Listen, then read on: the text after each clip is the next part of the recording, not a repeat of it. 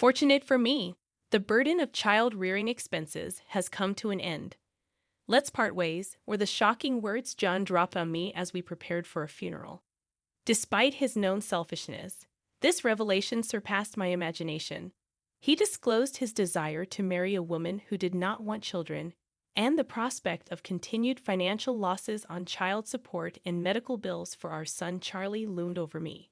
A wave of relief swept through me at the realization that despite the chilling fact of John being Charlie's father, I would no longer bear the financial strain. Agreeing to the divorce, I acquiesced to letting John take the house, urging him to leave promptly after the funeral. As he departed, I felt a chill, and though my mind cleared, my insides simmered with anger. Reading Charlie's will after John's departure, I discovered shocking reactions from relatives directed at John. It was time for a counterattack. My name is Natasha, a 42-year-old housewife. Formerly a translator in a company, I now work freelance. My husband, John, 3 years my senior at 45, and I got married when I was 29. Our son, Charlie, was born the following year, but John's selfishness meant he played little part in raising him. Charlie's fragile health led to frequent hospital visits, and as his condition worsened at the age of 12, a rainy season brought uncontrollable coughing, food rejection, and unrelenting fever, rushing him to the hospital. We initiated a series of treatments. However, his symptoms showed little improvement. Mom, sorry for being hospitalized again. Don't be sorry. You're going to get better, right? Charlie weakly smiled. Tears welled up in me, but I suppressed them, not wanting to show my distress in front of him. When Charlie finally dozed off, I called John repeatedly, but there was no answer. Maybe he was caught up in a business meeting. I resorted to messaging, and John's reply came the next morning. Anxious, I called him immediately, and this time he picked up promptly. What now? So early in the morning. Don't what now me? Why won't you come? Charlie's fighting so hard.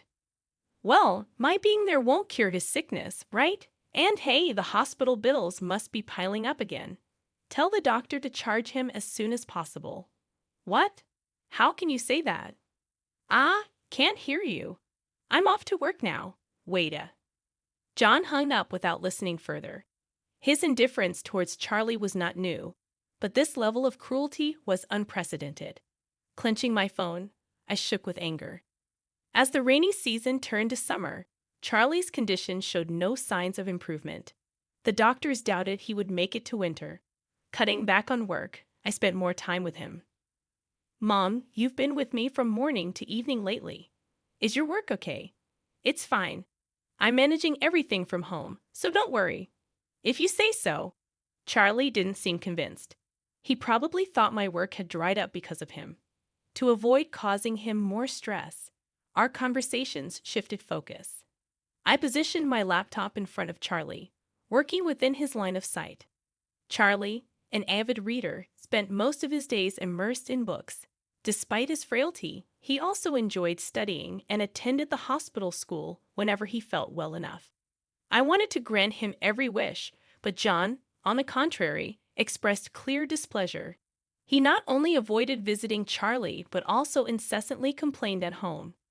Is that kid still not discharged? Staying in a private room, huh? What a waste of money. How can you say that when your son is fighting so hard? Why don't you visit him for once?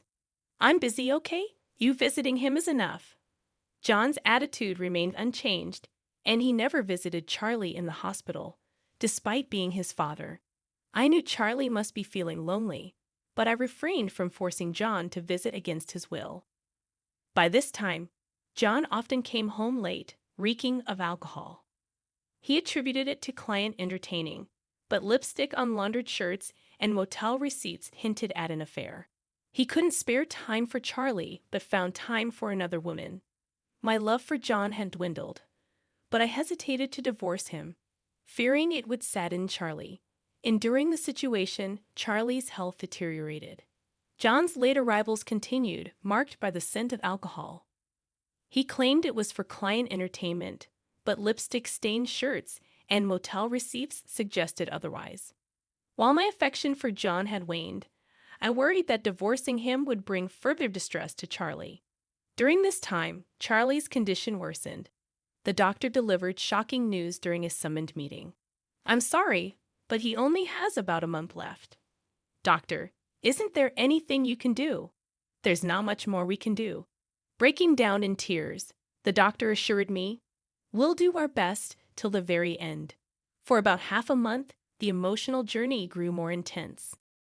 We persisted with treatment, consulting with the doctor regularly, but, as anticipated, Charlie's frail body continued to weaken. Faced with his deteriorating condition, Charlie voiced his concerns. "Am I going to be gone soon? There's so much more you want to do, right?" Encouraging him with reassuring words, I would privately shed tears away from Charlie's sight. Eventually, when the doctor conveyed that further treatment would be futile, I made the difficult decision to take Charlie home to spend his final moments. "Are we going home?" Charlie asked weakly. "Yes," the doctor said a change of scenery for a few days would be good. Charlie's feeble yet childlike response brought a mixture of joy and sorrow. I informed John about the decision, but all he could muster was an indifferent "eh" before leaving the house. I had lost all hope in him, believing him beyond redemption. The discharge was scheduled for the next evening, prompting me to immerse myself in preparations and paperwork. As I packed Charlie's belongings, he suddenly posed a question. "Mom, do you love Dad?" Taken aback by the unexpected inquiry, I paused. Charlie continued without waiting for my response. "Dad doesn't seem interested in me or you. So, if you don't love Dad, I want you to divorce and live your life." It became apparent that Charlie had sensed the strained relationship between John and me. Yet, as a parent, I couldn't let him worry about us until the end. Swiftly putting on a smile, I responded, "What are you talking about? I love your dad, and he cares about us too. He's just too busy to visit, so don't worry, okay?" "But, okay." Charlie didn't seem convinced. But Charlie stopped pursuing the matter after that. He fell asleep, and I breathed a sigh of relief. 2 days later, Charlie passed away at home. John never showed up until the end, and I stayed by Charlie's side, holding his cooling body, crying out loud, "Charlie, Charlie," and clinging to the memories of every moment he came into my life. The doctor and a nurse who had been with us since Charlie was young came to mourn and explain the next steps. One of them handed me a letter from Charlie's bag saying, "This is from Charlie. He said to give it to you if anything happened." I received the letter, expressing gratitude to the doctor and the nurse. Alone, without John's help, and with Charlie suffering from his illness, I could only be thankful to those who kindly supported us through this difficult time. After they left, I'd opened the letter beside Charlie. The content made me cry out in surprise. Charlie's letter contained not only his gratitude, but also something shocking. Reading it, I felt my blood boil. Even as the funeral director came to discuss arrangements, my mind was consumed by the letter's content. Still, I had to decide on the details for Charlie's sake, planning a small, homey funeral. Then, the day before the funeral, John finally showed his face, still reeking of alcohol. I had no energy left to confront him. John, noticing my exhaustion, casually commented, "You aged," as he took out more alcohol from the fridge to drink. "Tomorrow is Charlie's funeral." "Where have you been?" "I told you I was at work. What's with all these complaints? Why did I marry such a man?" I thought, feeling drained and frustrated. No, without him. My mind was in turmoil. Charlie was no longer with us, and John's attitude, treating Charlie as if he were some distant relative, filled me with simmering anger.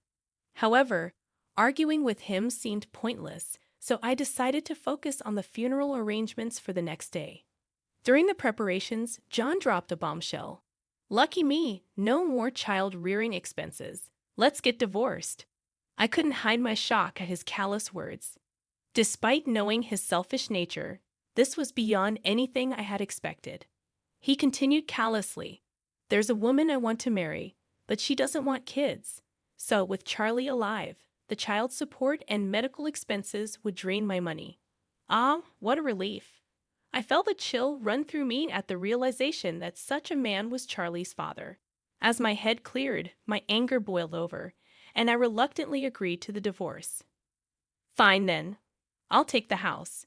Get out as soon as you can. Just wait until after the funeral, John declared before leaving on the day of the funeral.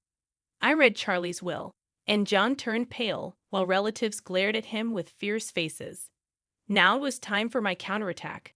Charlie's will, which I read aloud, exposed John's affair. Until that moment, John had played the role of a grieving father, crying loudly. But as the contents of the will unfolded, he desperately tried to deny it, appearing pathetically defensive. How could such a letter be real? It's not true, right, Natasha? I felt sorry for not visiting because of work, but this is too much, John stammered, attempting to deflect the truth revealed in Charlie's final words. I silently retrieved an envelope from my bag and thrust the photos in front of John. What? You took pictures? Troubled by being caught in a compromising photo, John stumbled over his words, his face still pale.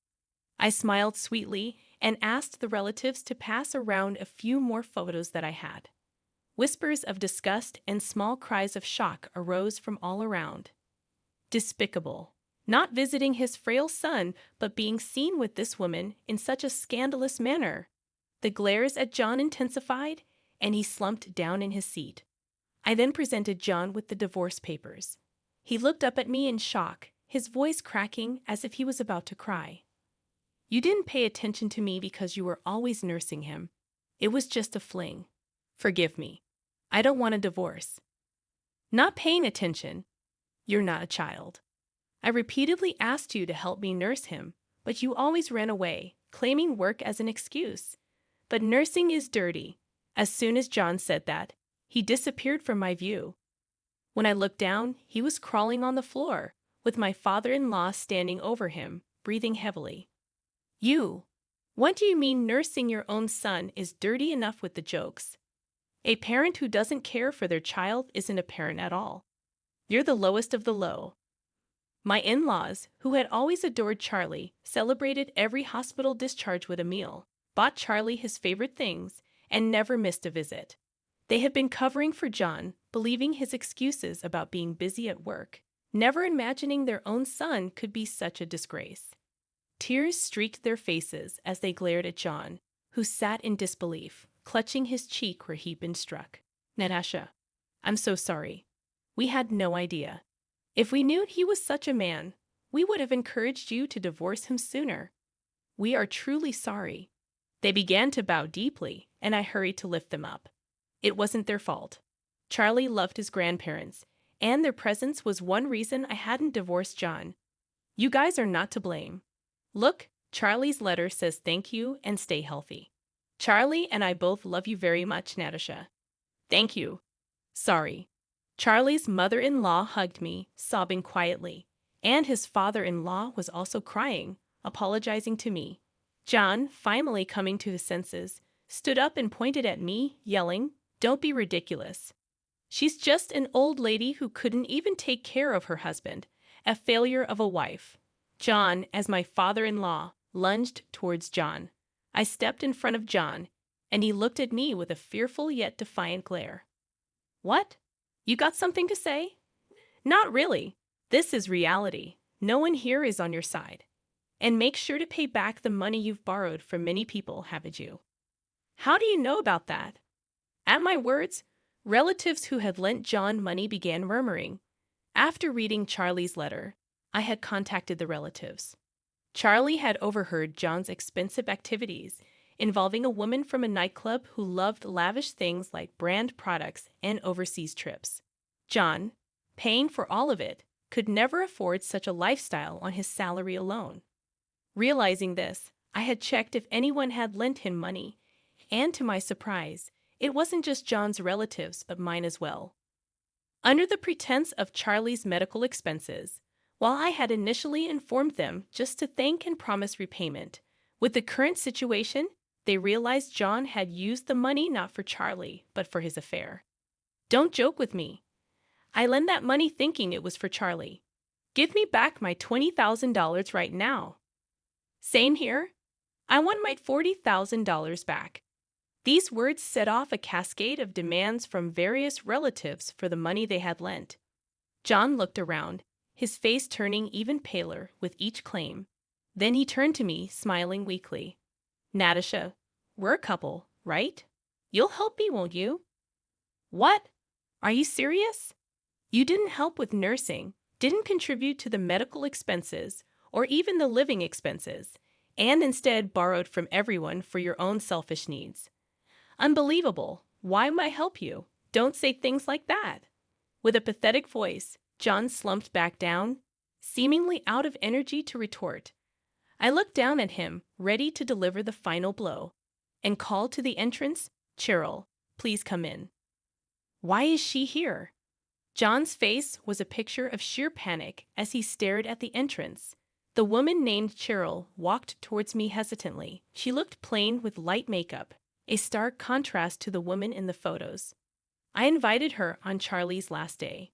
She was with you, right? I thought it would be nice if she could attend the funeral. I'm sorry about this. Save it. No need for such superficial words. Cheryl closed her mouth tightly at my response, her face as pale as John's. I handed her some documents. I called you here today to sign these. Please read them carefully and sign. $100,000. I can't pay that. It's impossible. It's not for you to decide whether you can pay or not. Cheryl looked at me with pleading eyes, but I wasn't about to let her off easily. His gesture irritated me, but I had no intention of snapping over such a thing. Then, John, trembling, stood between Cheryl and me. What now? It's my fault, so please forgive Cheryl. Demanding $100,000 from her is just too cruel. Why should I? I'm merely asking for compensation for the affair. John raised his eyebrows and sighed heavily while screaming inside that I'm the one who wants to sigh. I waited for John's next words. That's because Cheryl is fragile, unlike you. How do you expect her to earn $100,000? How cruel can you be, John? Cheryl clung to John's back, both seemingly lost in each other. The cold stares weren't only from me. The relatives were ready to give them a piece of their mind. But I decided to add fuel to the fire. Cheryl, your son is hospitalized, right? He's 12, just like Charlie was always in the hospital. Your ex-husband took custody, right? Tough, with all the hospital and treatment costs, not to mention the bed fees. You must be getting quite a demand for child support, aren't you? How? How do you know that? Cheryl looked at me as if she'd seen a ghost. John was frozen in shock. I pulled out some documents from my bag and handed them to John. He shakily read them, then suddenly pushed Cheryl away. Hey, what's this? Divorced with a kid? You never told me. Didn't you say the money was for your family living far away? I didn't lie. My son is my family. So I've been with a used woman. Where's the true love you were after? My money, you were only after my body. Cheryl threw her shoe at John, enraged. John lunged at her, and they started brawling like children, but fortunately, a security guard intervened. I approached the disheveled pair with a smile. John, please sign the divorce papers and arrange for the alimony. Cheryl, I won't reduce your compensation by a single cent, and your ex-husband said something about your affairs being a sickness that can't be cured. Seems like you have a few partners. So with that kind of leeway, expect enforced payments for the child support, treatment costs, and alimony. That's impossible. John hung his head, speechless, and Cheryl was led away by the security, her shoulders slumped in defeat. I apologized to each relative for the disturbance, and they comforted me, bringing me to tears.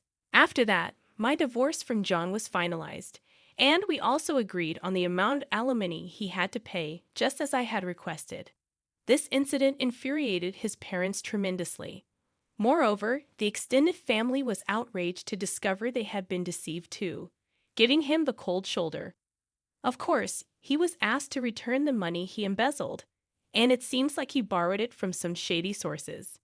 To repay the debt, he's been working his fingers to the bone with multiple jobs, but the repayment is so huge that he's rumored to have nothing left for living expenses. Eventually, unable to keep up with the ballooning interest, Last month, he was taken away by some intimidating guys. His parents don't even intend to file a missing person report, so while I hope he's safe, I can't help but wish he suffers unimaginable pain. As for Cheryl, all the men she dated found out about her affairs and the child she had, cutting off all financial support. At 30, she's considered old for her line of work, struggling to attract clients, and eventually had to turn to her parents. She paid the alimony in one lump sum.